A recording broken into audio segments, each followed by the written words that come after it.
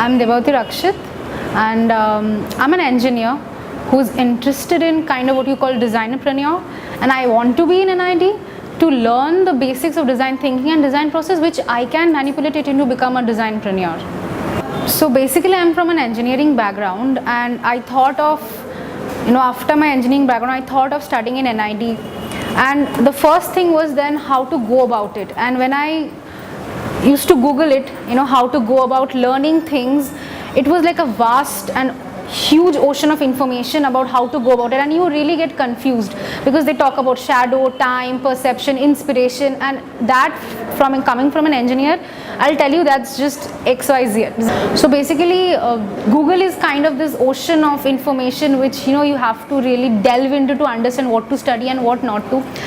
And then one day I kind of came across this institute which is kind of offering you, they're telling you whatever they're going to teach you, and it just felt correct to me to go and approach them, to teach me to get into NID. So yes, and the best thing offered by this institute is the material, the questions and everything, even the past papers. You're literally told that this is gonna be taught and this is what you're going to learn and this is what might come.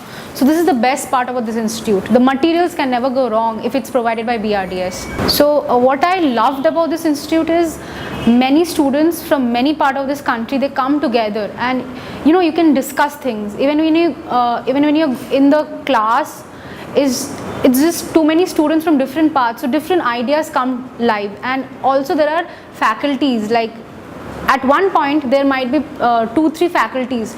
So if you have a problem, you can go to them and you can get various suggestions for one idea, different approach and different thought for one idea, and that is the best about this institute. So I really thank BRDS for helping me to really realize my dream to get into NID. Without this institute, like truly from the bottom of my heart, I do not think I would have cracked NID. Thanks BRDS.